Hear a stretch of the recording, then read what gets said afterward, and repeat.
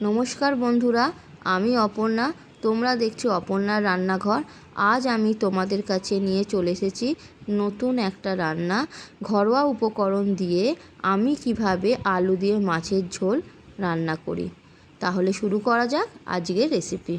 মাছটা আমি লবণ আর হলুদ দিয়ে কিছুক্ষণ মাখিয়ে রাখবো। হলুদ গুঁড়ো, লবণ আর হলুদ দিয়ে মাছটা ভালো করে আমি মাখিয়ে রেখে দিয়েছি। এটাও লাগছে এখানে আলু। আমি আলুগুলোকে লম্বা করে কেটে ভালো করে জল দিয়ে ধুয়ে নিয়েছি। লাগছে একটা বড় সাইজের পেঁয়াজ। এখানে পেঁয়াজ রান্নাটায় খুব বেশি লাগে না, তাই একটাতেই হয়ে যাবে।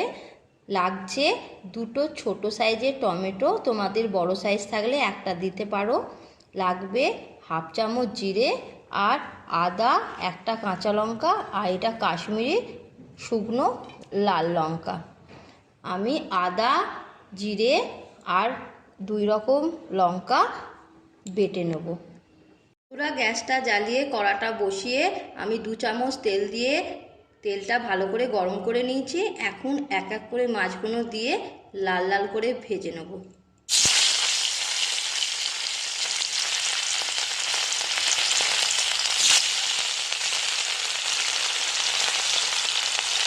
সমস্ত মাছগুলো আমার লাল করে ভাজা হয়ে গেছে।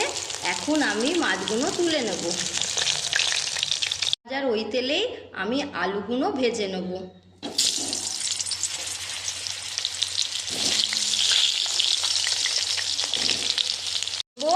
সামান্য হলুদ গুঁড়ো আর দেব লবণ। বন্ধুরা, আলুগুলো আমার খুব ভালো করে ভাজা হয়ে গেছে। এখন আমি তুলে নেব।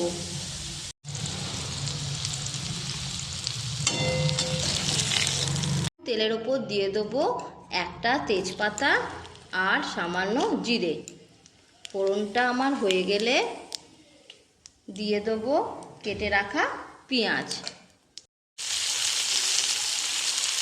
পেঁয়াজটা আমার হালকা লাল করে ভাজা হয়ে গেছে। এখন আমি বেটে রাখা মশলাটা দিয়ে দেবো।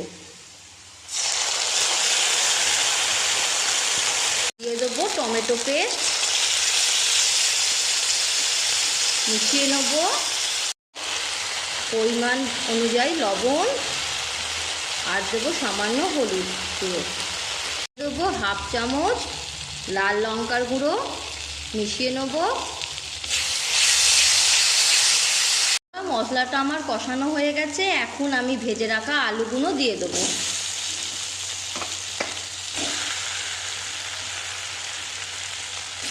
মশলার সাথে আলু খুব ভালো করে কষিয়ে নিয়েছি। এখন আমি পরিমাণ মতো জল দিয়ে আলুটাকে সেদ্ধ হতে দেব। মিশিয়ে নেব। এখন আমি ঢাকা দিয়ে আলুটাকে সেদ্ধ হতে দেব। বন্ধুরা, ঢাকাটা এখন আমি খুলে নিচ্ছি। আলুগুলো আমার খুব ভালো করে সেদ্ধ হয়ে গেছে। এখন আমি ভেজে রাখা মাছগুলো দিয়ে 2 মিনিট ফুটিয়ে নেব।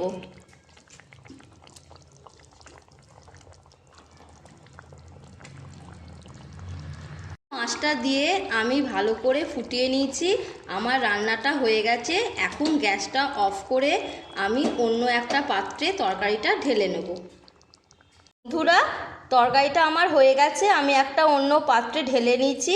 রেসিপিটা দেখে তোমাদের যদি ভালো লাগে অবশ্যই লাইক করবে আর বাড়িতে বানিয়ে আমাকে জানাবে তোমাদের কেমন লাগলো। আমার চ্যানেলটাকে যদি সাবস্ক্রাইব না করা থাকে অবশ্যই চ্যানেলটাকে সাবস্ক্রাইব করে আমার পাশে থাকবে। আজ পর্যন্ত তাহলে এইটুকুই। ফিরে আসছি নেক্সট ভিডিও নিয়ে।